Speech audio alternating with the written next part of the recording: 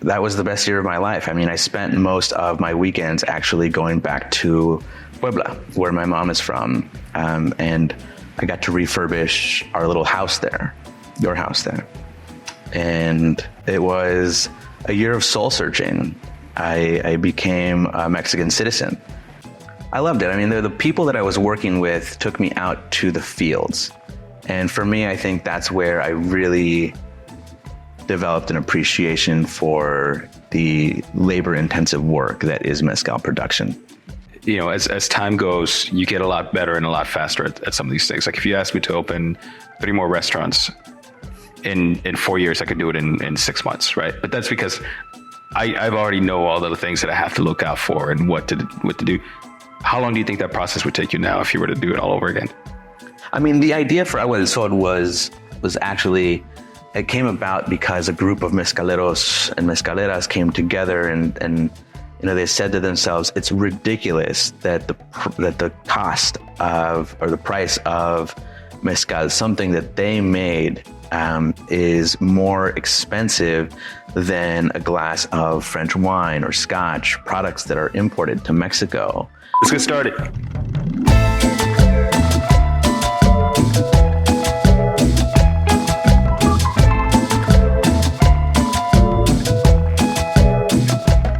Yeah. That was about Fred. Let's start with that. You don't have to go too deep, but let's start with your story.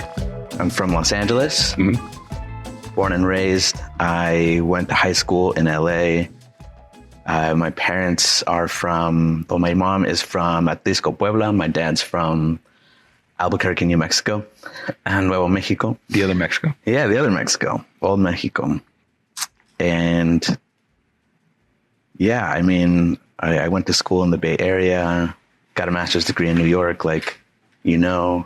You didn't just go to school in the Bay. You went to Santa Clara University, right? I did go to Santa Clara. And you got a degree in economics. That's right. And then a master's at NYU. That's right. How long were you there? At NYU? Yeah. 2 years. And Yeah. what was your master's? I got an advanced degree in international development education. Wow. So how do you go from that humble beginning, Southern California kid, ending up at NYU with that type of degree? What is your title now? What do you call yourself? Dad. All right. Yeah, it's Baba at home, husband. Those are my most important titles, and I wouldn't have it any other way. You know, when it comes to my team, I would say I'm the leader. Okay. I'm the founder of Bad Hombre Imports. Let's go back to that. You go from NYU to the world of mezcal. What does that timeline look like? How did you even end up doing what you're doing?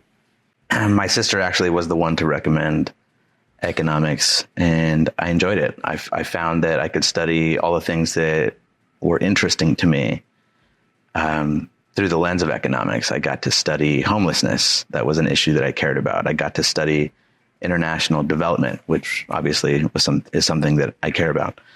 And then essentially I proposed that creating greater access to higher education was the solution to long-term solution to homelessness, right? And so that's how I got my start in higher education. So I went to work for a nonprofit organization that made scholarships to young leaders to go to college in groups and support each other along the way. And I loved that model. I wanted to apply it to international development work. And so that's what I went to NYU for. After a few years working in Brazil and Central America with young people and communities, I realized it would take a much longer term sort of commitment to those communities. And what does that mean?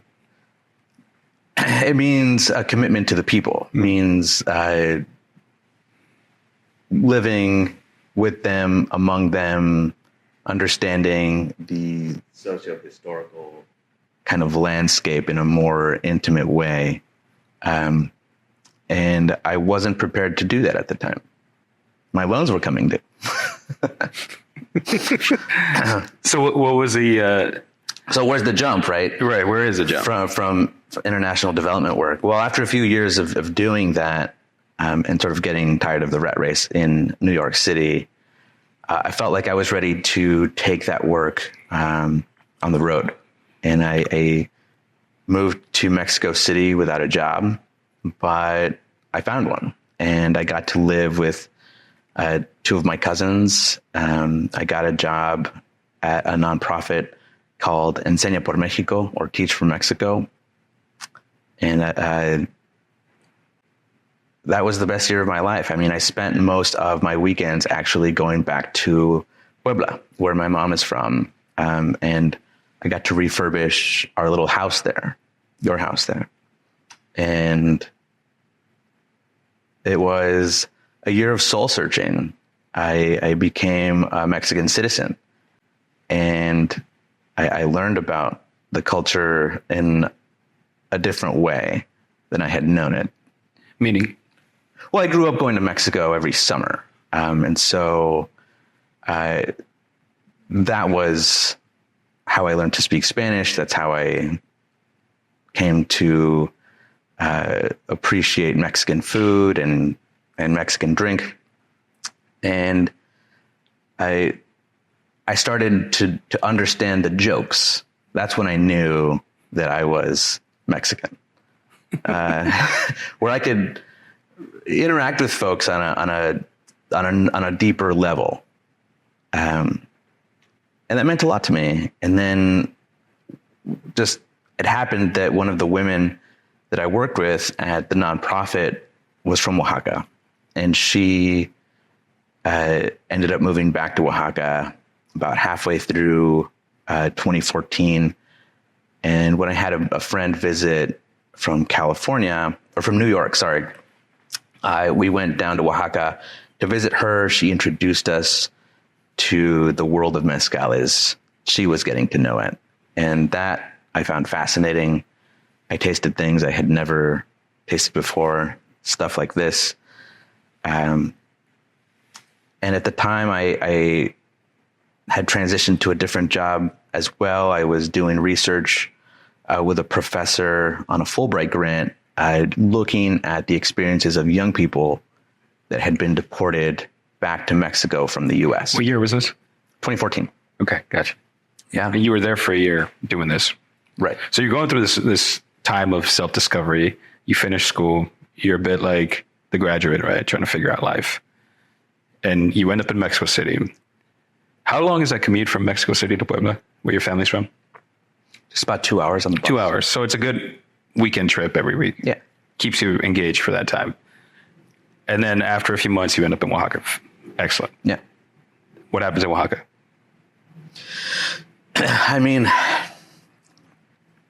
I found the magic. I found the people that I wanted to work with. I went to school for international education because I wanted to help people, sort of find their way out of poverty in the developing world. And at the Institute for International Education, I wasn't doing that. I was working with the cream of the crop, the brightest and the wealthiest students in Brazil. And same goes for when I was working in Mexico, and just before, at the same time, I was. They had different intentions. They had a different goal. They wanted to accomplish other things other than fix the world's problems. Right. Fair. Yeah. Yeah. So I got to work with these indigenous communities, with these families that were engaging in a tradition that I knew very little about, but that was rooted in my culture and my tradition, and something that I only knew about from a distance. When you say work, what does that mean? You got to work with them. Well, at first I was commissioned to, capture some video content for, someone's brand. But this is with Mezcal. This is with Mezcal. Gotcha. And this is just a couple years later, after moving back to the States. And I loved it. I mean, the people that I was working with took me out to the fields. And for me, I think that's where I really developed an appreciation for the labor-intensive work that is mezcal production. I grew up with an appreciation for the land because of both of my grandfathers, actually. On my mom's side in Mexico, my grandpa... They cultivate. Yeah, they had gardens. On my mom's side, my grandpa he had guayaba trees, avocado trees, macadamia trees. I mean, I remember... This is in California or in Puebla? This is in Puebla. Got it. Yeah, he would, every fall, collect all the macadamias from the garden. We would help. He would meticulously peel the macadamias by hand and crack them and roast them and salt them. And this is, cracking macadamias, if you've never tried it's not an easy task. It's not easy at all. And you're better off using pliers. He made his own tool that was actually very cool. And I was very intrigued by that, I remember. And when we went for Christmas, he had a bag of prepared macadamias for everybody. And it's just something I'll never forget. That's what you're thinking. You're in the fields. You're out there. You're looking at all this. That's what it reminded me of, right? Wow. Yeah. And then on my dad's side, growing tomatoes and chilies and working with my hands and all that, I loved it. But when it comes to agave, I mean, that is hard work. I mean, you are, working with 150 plus pound piñas. These plants are no joke, and they have sharp, needle points. Before because I'm going to ask you about that, but before we get to that, take us to the point where you decide, this is what I'm going to do. I don't know how I got this education, but I'm going to figure out a way to, because it seems like, and I don't want to assume too much, but it seems like the thing that drove you was the same thing that took you there in the first place, which is you wanted to figure out how to make people's lives better, right? Yeah, that's right. I mean, I was working with these nonprofit organizations, right, doing that research on the returned migrants, on the deportees. These groups, like all the nonprofits I had worked for, are struggling consistently. There's the tension between programming and fundraising. And so, having had the experience of doing the programming, I thought that maybe I could help make the fundraising easier by selling the stuff that I found so interesting in the States and then giving a % of proceeds back to those organizations. Wow. So how does that happen? Very slowly. Very, very slowly. It took me a couple of years to do the market research, to understand, the supply chain and the logistics. And we had the unfortunate timing of launching during COVID in 2020. But let me ask you, how long was that process? From you decide, I try this stuff. This woman brings me to this town. I fall in love with everything about it. It reminds me of my childhood. Well, so about 3 years. 3 years. Yeah. From 2014, I officially created the company in 2017, but from 2017, it still took me 3 years to figure out the supply chain, to actually do importing and launch a brand and find the right partners for a brand that I cared about.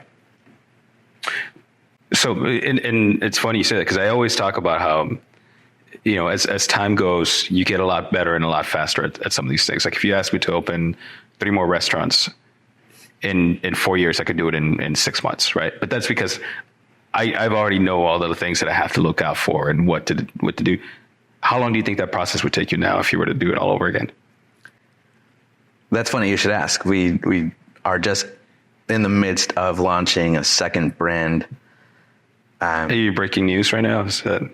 Well, not exactly. We're officially launching on Sunday. What is it? It's a brand out of Puebla, actually. So something very close to me, something I've been thinking about and wanting to do from the time I founded the company. I've wanted to represent something that's from your family's homeland. Family's homeland, exactly. With the scent and the feel and all those aromas that, I've known. And this is agave? Yeah. Espadilla? Yeah. Espadilla is in there, and it's a beautiful thing. I can't wait to share them with you. Actually, I brought some. Hold on. First, two things. One, I want to share some of the stuff if you're okay with it, with the team. Anybody want to grab it? Julianne, you want to take this? Don't go too crazy. It's early in the morning. We're going to keep shooting. But that's the first thing. The other thing is, take us to the process. For anybody that's never seen this stuff, and just give us the most basic. Where does it start? It starts in the field, obviously. How does it get from a plant to where we are right now? Not where we are right now. From a plant to a finished product. You actually jumped ahead. Did I really? Because the process starts in the planting of the agave, okay. Right? You're kind of assuming that you have this plant ready to go. And you got fields and fields of them ready to go. That's the thing, is like, that's not what you want. We have to be mindful about growing agave and what that means and how we're going to do that in a way that's not harmful to the environment. And so agave has been domesticated for thousands of years, right? It dates back to, I think, about 7,000 or 8,000 years ago, when agave was first domesticated by the indigenous populations in Mexico, or what is now Mexico. And that process is by some still practiced in a very similar way to how it was done back then, and by others very different. The way that the way I like to see it produced is rather slowly. I like to see the agaves in the field, planted alongside corn and squash and beans, in a way that is regenerative to the earth. Is that what's happening though? Some places. Okay. There are pressures and incentives to do the complete opposite, unfortunately. Right. Because what you just described is romanticized. It's beautiful. It sounds like I'm ready. Build a house to the side and I'm good to go.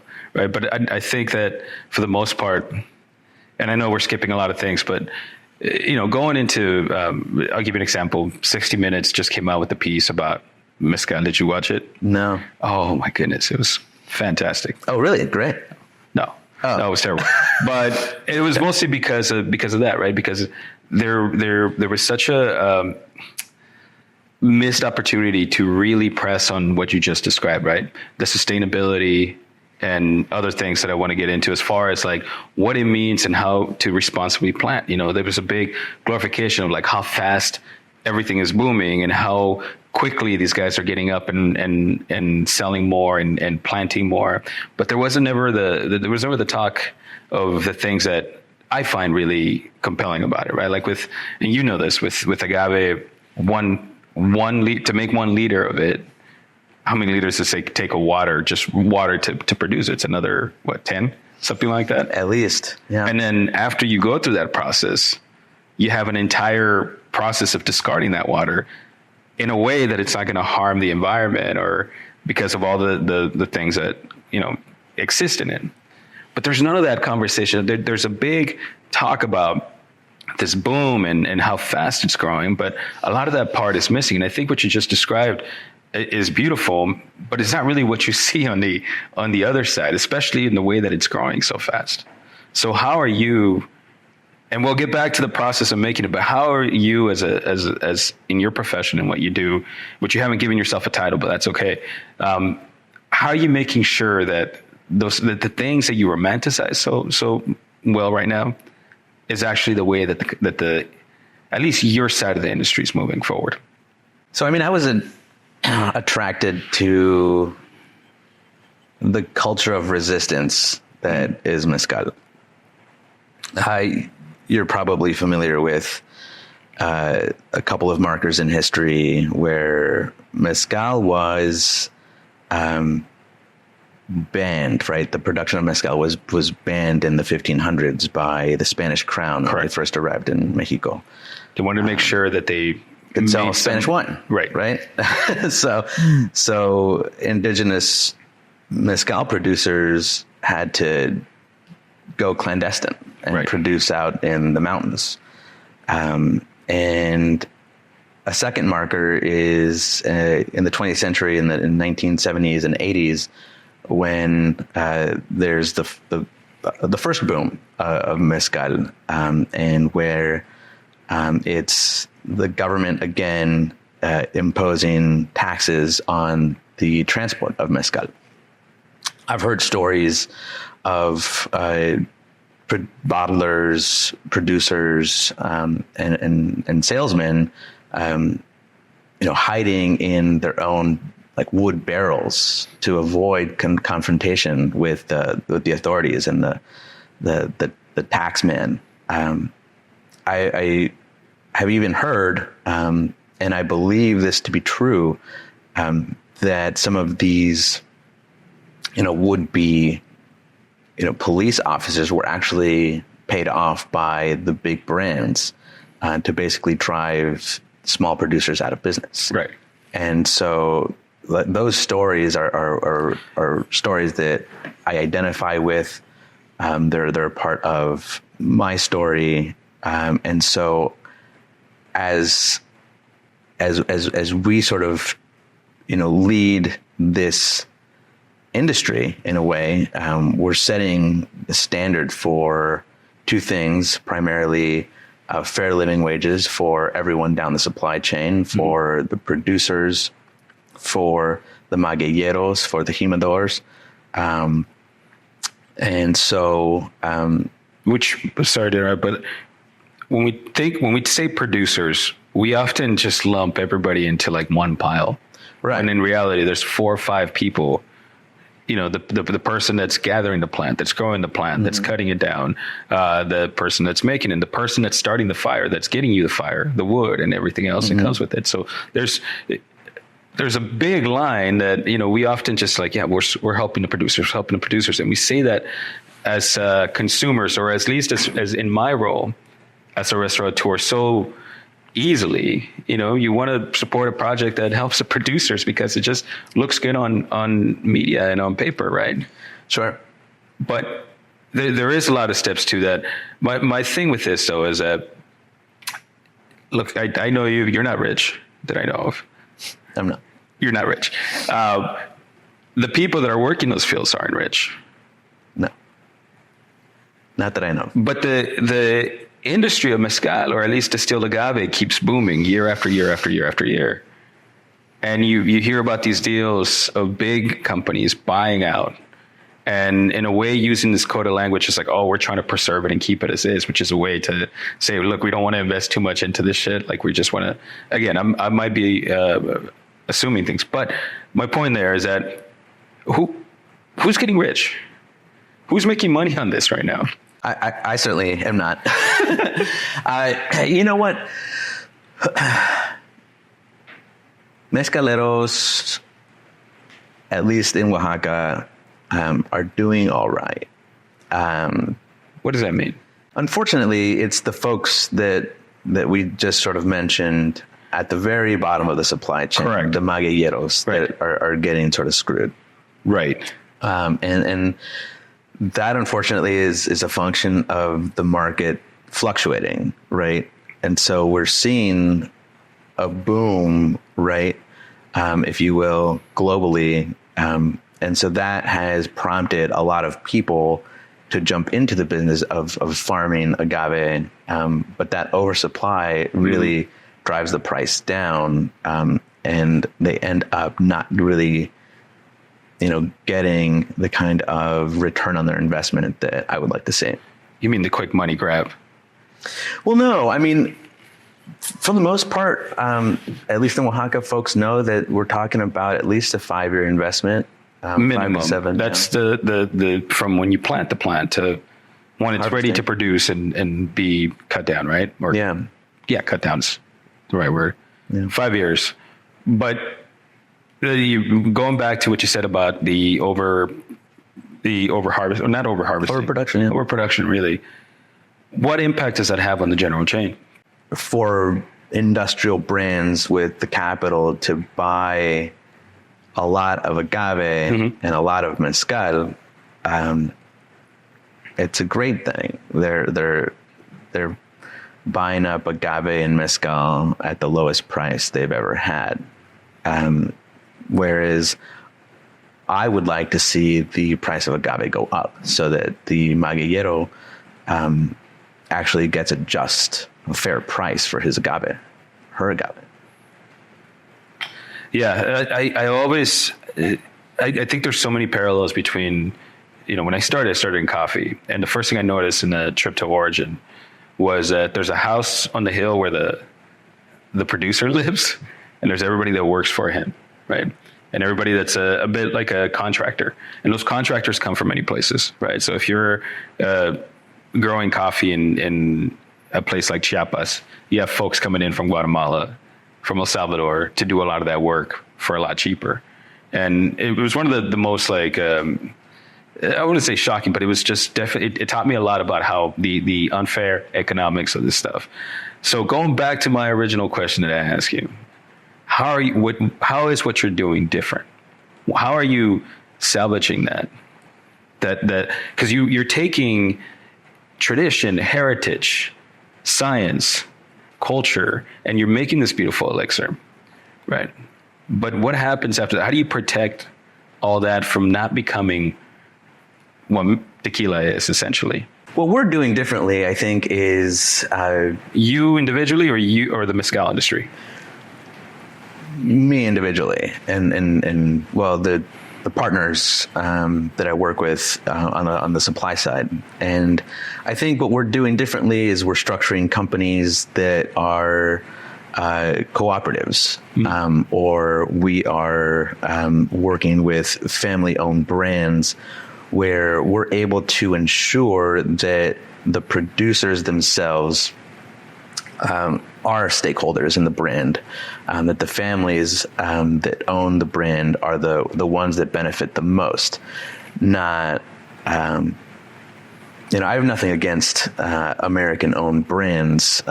They do, to some extent, help the families, but to some extent, right? Right, but then the families, the production communities, are not the ones that benefit the most. And the only way to do that is to work with family-owned brands or cooperatives that give a percent of the profit share back to them. Is that happening? There's few brands out there that are working this way. It's not easy. There's a lot of politics involved. There are pressures. There are asymmetries that are hard to control for. I'm going to ask you one more question, and then we're going to go into like the softball questions, because I feel like we just went into you're going to need more mezcal if you keep it going this way. Look, going back to what you say, and I could do this all day, because truly what you do is fascinating to me. And I think that the thing that drives Agua del Sol is there's still a purity to it, considering the industry that you're in. Right. At least that's how I perceive it, and that's why I love your brand so much. But when you talk about the overproduction, overharvesting, whatever, if you can if you can show right now how bad this is, and how, like, even though you have these growing profits, or growing market, I should say, there's more production of mezcal, it's more widely available for people that want to get into the industry because there's so much of it.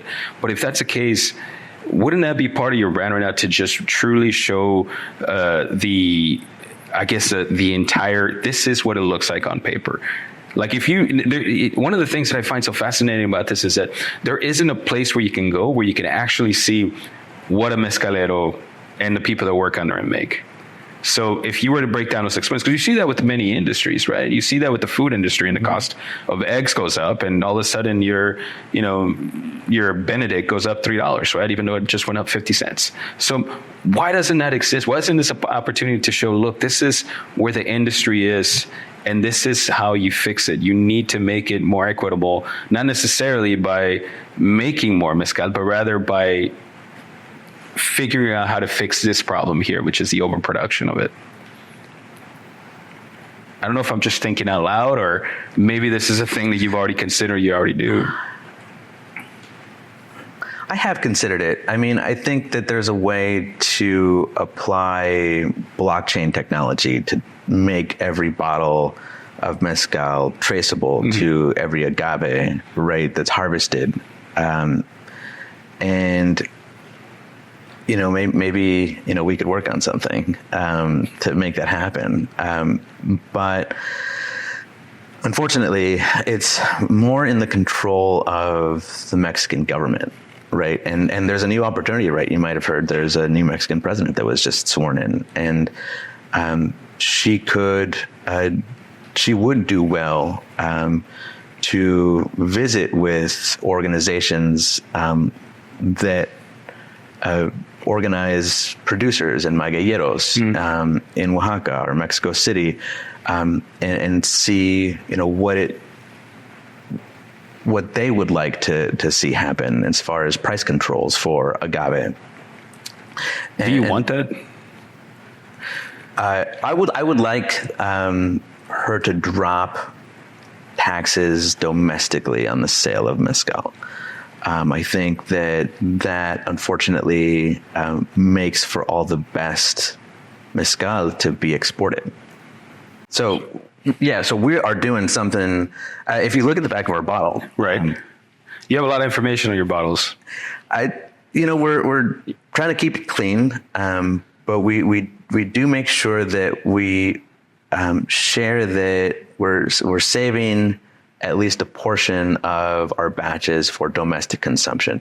I mean, the idea for Agua del Sol was actually, it came about because a group of mezcaleros and mezcaleras came together and they said to themselves, it's ridiculous that the cost of, or the price of mezcal, something that they made, is more expensive than a glass of French wine or Scotch, products that are imported to Mexico. And so we thought that was unacceptable. And so we decided to create a brand that's not certified as mezcal, that is more accessible, and a product that we can subsidize through the exports. Let's try that stuff. Yeah. Whatever you have next. And then we're going to talk about all the other shit. Like, what's your favorite thing about making agave, or, whatever people ask in these fluff pieces and, the 60 minutes of the world. That's what you want to hear? No. All right. What do you got? So this is a pechuga. This is a traditional recipe from the Arellanes family. Luis Arellanes and his uncle Rufino Santiago. They're in a region called Santa Catarina Minas, where production is traditionally in clay pot stills. Excuse me. I mean, this is a mezcal that it's a lot of fruit. Is made for celebration. It's for weddings and baptisms, for funerals and celebrating someone's life when they pass. That is the essentially what pechuga is, right? What's that? What you just described. Oh, right. Yeah, exactly. And that's why I brought it here. I want to celebrate your launch of Todos and stop it. What are you doing? No, I want to celebrate. This is what you're doing next. No, you're doing Puebla next. Well, Julianne, you want to? We're selecting. Don't go too hard, guys. No, have at it, please. Enjoy. God, that's magical. Isn't it nice? It's a secret recipe. So I can't tell you. I thought they were all secret recipes. Does anybody post their recipes online? Is there a mezcalero out there just like, all right, guys? Some are more open about it. I think it makes for good, Let's talk about that content. Process, because even when you say some are more open, I've had the great fortune of being able to see it. The more important than anything for me, the science of the distillation process. Everything else, fermentation, and everything, that's exciting as well.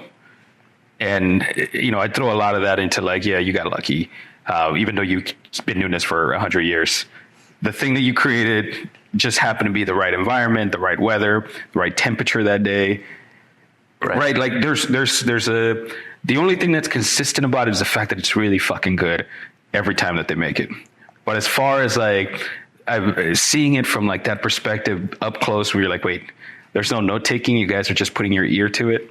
And when they're measuring the alcohol level and you're like, wait, that you're just guessing. There's no refractometer. You're telling me the Brix level on this without really. I mean, it's a science. So can you please tell us how that the whole thing works? Well, I told you I failed chemistry. Correct. So you're perfect for this explanation. Look, to me, it is like a science project. I mean, we are essentially breaking down starches, right, and to become fermentable sugars. And so at the end of the day, you can make a distillate from anything with sugar. In this case, the work that's being done that goes into breaking down those starches is really hard work, right? Mm-hmm. Like we have to harvest these massive 150 pound hearts of agave, chop those, mill those, press them, and it takes about 7 kilos, I believe, to make just 1 liter of mezcal. So there's like 16 pounds. Yeah.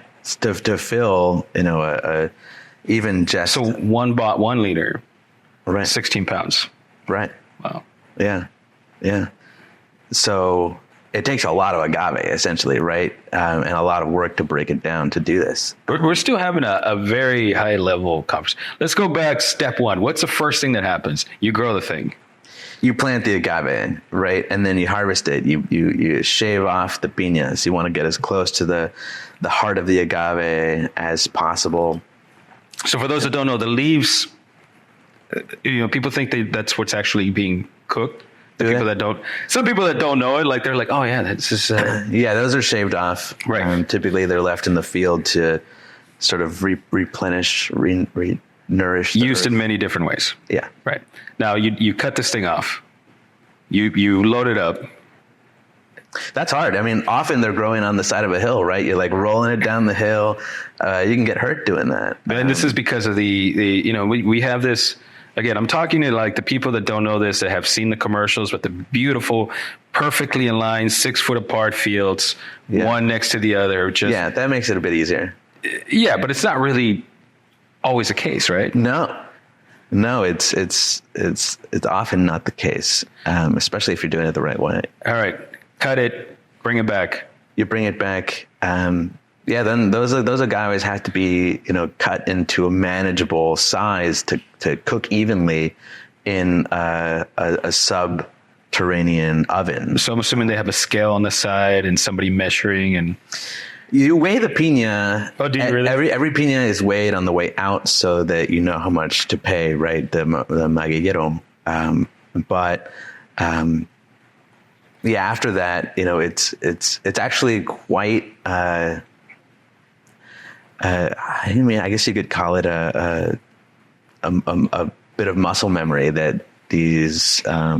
They know exactly what it looks like, and workers are able to. They can chop a piña into 4 fairly even, pieces with 2 hits, right? The only way that I can describe it for anybody that might not know what that even looks like, I feel like if anybody's watching this, they should have the basics of it. But it looks like a pineapple. I mean, that's where the word piña comes from, pineapple. Yeah. You have the leaves on top, and then you have this beautiful thing under it, and that's the part that's being cooked. That's right. Right. Cut into maybe 4 pieces, even depending on the size. Right. I've seen it just cut in half. I've seen it cut in up to 6 pieces, probably more. So, and while that's happening, another group of folks are heating the oven, right? And they're using these preheating. Right. These river rocks, with a fire in the center of it. These things fit up to, 10, 12 tons of agave, right? And these stones have to get, red hot, right? So they light those fires at, 2, 3 in the morning. So, they're ready to go by mid-morning. Right? What's the temperature like? Oh, geez, I couldn't tell you, but you don't want to be too close. Fair. Yeah. So, once these rocks are hard, you start to place all the agave in the oven around the hot stones, and you let it cook. You cover those. Once it's full, you cover those with gunny sacks and with dirt or palm leaves. Often, there's a blessing or a cross placed, and a little during the cooking process or during the roasting process. Right. I don't refer to it as roasting. I like to think of it more as steaming. Thank you. You don't want to put the agaves directly on the heat. The heat. Exactly. Folks ask, 9 times out of 10 people ask, where the smoke comes from. And if you're picking up on a lot of smoke in a mezcal, chances are that they used burnt agave in the process of making it, or their distillery was just not appropriately ventilated. Why would you use burnt agave? Maximize profits. Correct. All right. Just wanted to throw that one at you, and you can. I mean, it's an obvious. So when somebody comes to your bar or your restaurant, they say they want the smokiest agave. It's like if you own a coffee shop and they're like, I want my coffee to taste strong. It's the equivalent of just like, look, we're trying to cover some impurities, imperfections. Yeah. Fair. Okay. Yeah. There's always going to be some smoke, right? At the end of the day, these agaves are cooked underground and the smoke that's being produced is trapped, right? And so the agaves are being steamed with some smoke.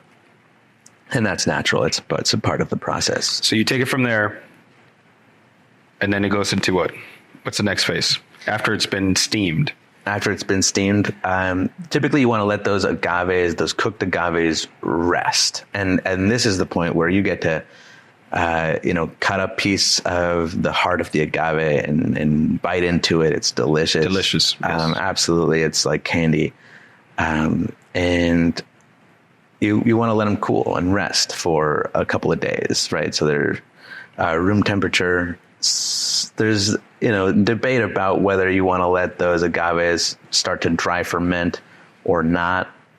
Whether that's a mistake to let any kind of bacteria grow on those agaves. That comes down to the practices and the that's the hand of the maker, right? And one of 1,000 decisions that goes into the art of the production. But I think for the most part, folks are moving at a pace where as soon as the agave is cool and ready to be extracted, they will mill the agave in a stone lined tahona.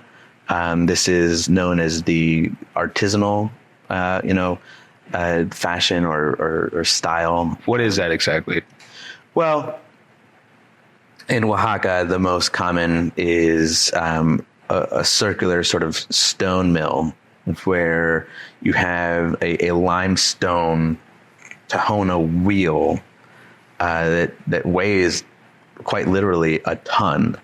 And that is being pulled by some kind of animal often a horse or a bull or a mule, and just going in circles. It goes in circles, pressing the agave, one piece at a time, just to crush the fibers. To crush the fibers to release the juices, right? That will then be fermented. Okay, so then you go from the crushing, and then it goes into little by little you're collecting the crushed agave fiber and all that juice. Typically, there is some kind of funnel that is taking that juice directly into a fermentation vat. If you've set up the palenque in a way that is most functional, you make it easier on yourself so that that transport of the fibers and the juice from one step to the next is fairly simple and straightforward. And once you have all those fibers and all your agave broken down, often water is added, and it's mixed. It's worked by hand to get the fermentation started. Right, we're working with ambient yeast here that are often left at the bottom of these fermentation vats, but often also stunted, right, by the cold. And so depending on the temperature, like we were talking about, it can take a little while to get that fermentation started. So you get that going. That typically takes 2 or 3 days, sometimes more if it's colder, less if it's warmer. And you let the yeast do its thing. For the most part, they're doing all the hard work. They're turning those sugars into the alcohol that is going to be distilled. So visually describe that to me. What does that look like? Well, we're looking at, say, a 200 or 300 gallon, often oak vat, right? A tub that's filled with agave fiber, agave juice, and water. And as it ferments, it's bubbling, and you see the fibers, you see the liquid, you see often like a layer of cream. You take it after it's been sitting there, after it's gone through this process. What happens next? Well, at that point, you're getting alcohol, right? And the higher the alcohol point at the end of your fermentation, the higher you're going to get at the end of distillation. And you don't want to let the agave sort of over ferment, because then it really gets sour and produces not very good mezcal. Right. So that is a critical point at which the mezcalero, maestro, maestra, jump in and cut it. That's often the role of women, actually, in the production, because at least from what I've seen and heard, the men are either too tired or too drunk at the end of the day to stay up and listen for. That is the worst way to give credit to one of the hardest, in my opinion, one of the things that takes the most detail, right? Because at least you have to pay attention. Well, the thing is, women get really good at it, and yeah, it's unfortunate. It's an unfortunate function of the social dynamic. But that's fucked up. It's true. The men are too tired or too drunk, so therefore the women do this critical thing that's cool. Right. You go through you start the distillation process, right? Yeah. What does that look like? All those juices and some of the fibers, sometimes all, sometimes not, go into either a copper still, or depending on the method, clay pot still, okay, depending on the method, which will give you two very different styles of finished product. Right. So that all goes into a still, right, where there's a heat source often a wood fire that's heating the still, that, boils it, it's condensed. It's, then, those vapors are condensed into alcohol. They drip out what, locals refer to as, shishe or el comunario. And that's, Which is? that's the first run. It's at that point it is mezcal. It's moonshine. It's moonshine. Right. It's, we're talking about, You might lose your sight. 20%. No, not at all. This is lower alcohol. Lower ABV. Gotcha. Okay. Right. Yeah. We've taken, beer, up to a low grade, wine level. Okay. Level. So the process, lower ABV first. ABV. Yeah, that's right. Yeah. Or lower alcohol volume. Yeah. And then it somewhere in the middle, it balances it out, or? No, at that point you have a full run of mezcal or shishe, and then you just do it all over again. You put it back into that still. You fire up the fire. So like a second distillation. You do a whole second distillation. This time with or without all those fibers, and then. In a pechuga style, that might be the point where you add, your fowl, your fruits, nuts. Assuming that you were going to have, no, mezcal is usually not perverted. It's not put into, at least different traditions according to 60 Minutes, but it's not usually aged in barrels, right? Unless you're trying to tell me. You have a look. Tell me, what is it traditionally? Is this a thing that I missed? No, it's marketing. Right. But that's what I'm saying. Like traditionally, you don't touch it. The only time that you actually get to influence or change the flavor of what the plant tasted is if you're going through a process like pechuga, right? Where you're making something intentionally that follows the traditions of many years, right? So bottom line, this thing comes out.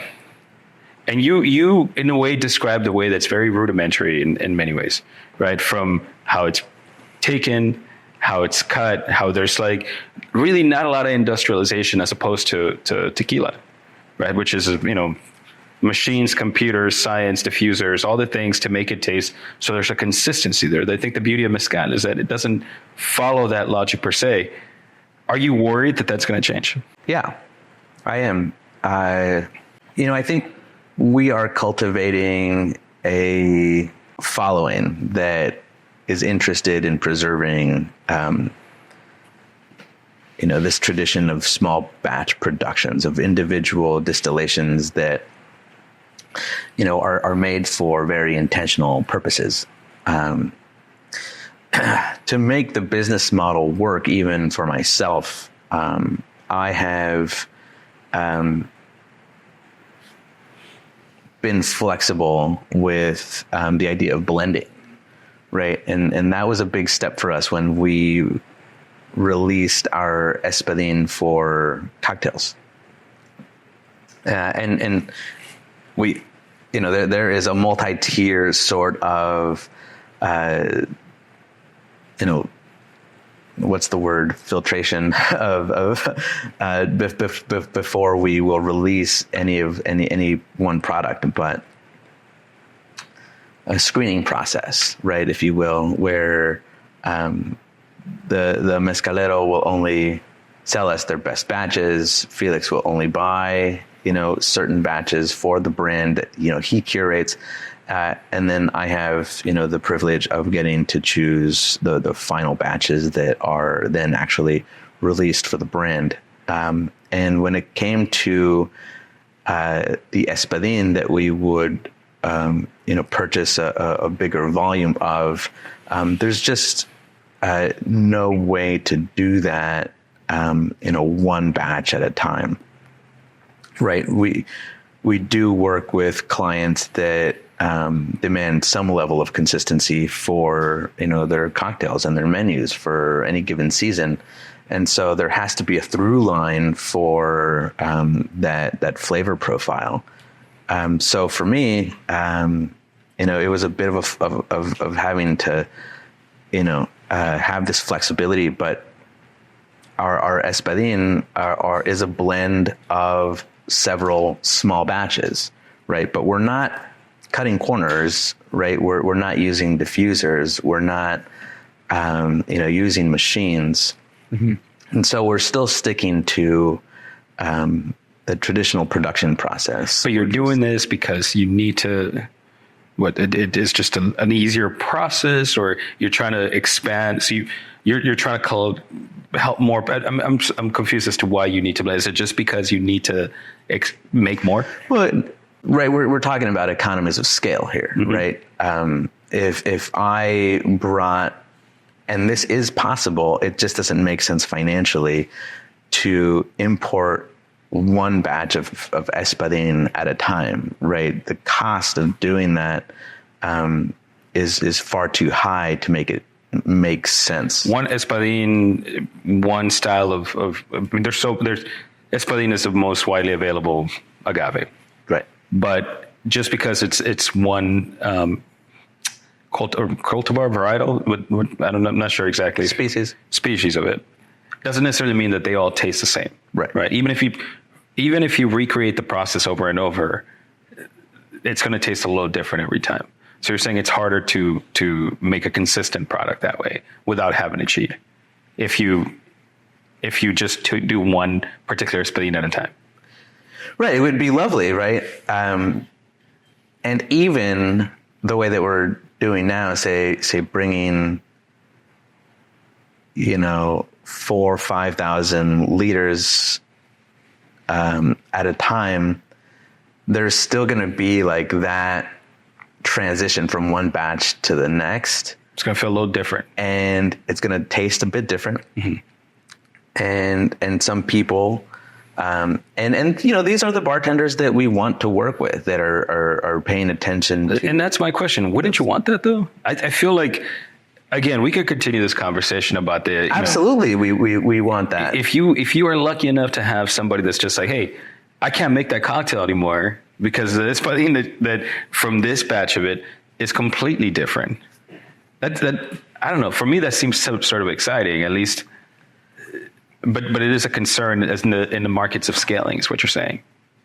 Right. We're exactly. So brands have a couple different avenues to grow, right? You can grow horizontally across several markets, or vertically within one market.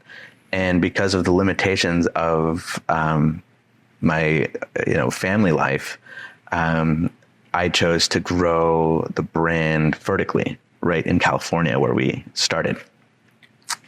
And so we have a pretty good, market penetration in California. And we've only just recently started to expand into new markets. You're in Portland now. Yeah. And this is, I feel like, something you've been working on for as long as I've known you, which is 2 years, something like that. Yeah. And you made the commitment to, I don't know if it's a commitment to expand your market or a commitment to grow your family, but you're in Portland now. Which one is it? Yeah, no, it's definitely a family choice. My beautiful wife is from Portland, and ever since I learned that she was from Portland and we came to visit her family, I was excited about the opportunity and thought that we might live here one day. It just happened to work out this past summer. And so we're here, and we've decided that we want to stay here. But that doesn't mean that, I can let go of the business model, right? We're like California based. And until we have the capital to expand horizontally in a more robust way, we can't really let go of sort of that focus. Is there a market for you in this economy, as you see it growing, when you think about the next 10 years and the way that you're trying to do it, controlling a lot of the narrative, controlling a lot of the practices, meaning that you aren't going for fastest growth, you're going for the growth that is sort of deeply rooted into your education and the things that the reason why you're in this industry is because you were inspired by creating something better, right? For the greater good, I should say. But in the world of mezcal as we see it moving forward. Yeah, well, you asked or you alluded to, my goal of helping people. That is what, our brand is about. Not I Was Sold, but Bad Hombre Imports. We're about working with communities directly, helping as many families as we can on the supply side, while also giving back to some organizations that we get the opportunity to work with here. But I got to push you on that because it is such a common narrative that is used. Mezcal, tequila, the giving back part, right?